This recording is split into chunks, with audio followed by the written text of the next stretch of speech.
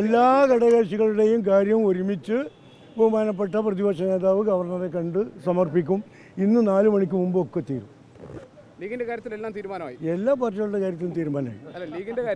ലീഗിന്റെ അല്ല, UDFന്റെ കാര്യമല്ല നമ്മൾ ചർച്ച ചെയ്യുന്നത്. ഇവിടെ ഓരോ പാർട്ടി വെവ്വേറെ UDFൽ ചിന്തിക്കാറില്ല, ഞങ്ങൾ ഒരുമിച്ചാണ് ചിന്തിക്കാറ്.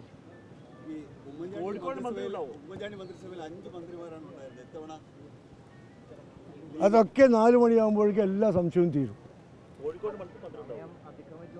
കേരളത്തിലെ ഞങ്ങൾ ഏതെങ്കിലും പ്രത്യേക ജില്ലയെ അങ്ങനെ പ്രാദേശികമായി ചിന്തിക്കുന്നില്ല. കേരളത്തിന് പൊതുവെ മൊത്തത്തിൽ അനുയോജ്യരായ മന്ത്രിമാരൊക്കെ ഉണ്ടാവും.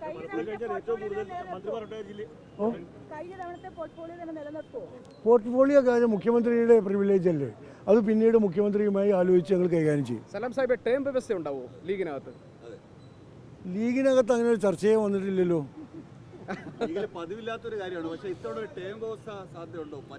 നിങ്ങളെ ഈ സംശയങ്ങളൊക്കെ ഒരു 2 മണിക്കൂർ കൂടി നിങ്ങൾ വെയിറ്റ് ചെയ്താൽ ക്ലിയർ ആവും. അതുവരെ നിങ്ങൾ ഉദ്യോഗത്തോടു കൂടി നിൽക്ക്.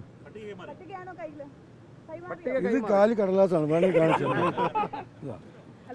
ഇത് ഞങ്ങൾ 22 MLA-മാരെ പേരാണ്.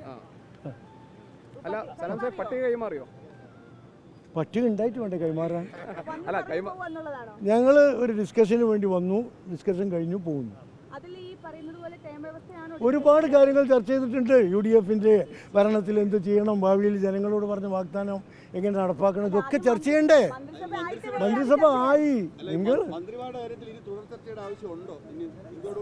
അതൊക്കെ നിങ്ങൾ 2 മണിക്കൂർ കൊണ്ട് നിങ്ങളെ എല്ലാ സംശയവും തീരും.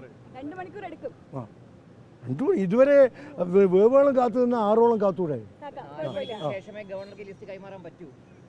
ഉച്ചയ്ക്ക് ശേഷം ഗവർണർക്ക് കൈമാറും. കൺഫ്യൂഷൻ നിങ്ങൾക്കുണ്ടെങ്കിൽ അത് 4 മണിയോട് കൂടി തീർന്നു. ഓക്കെ.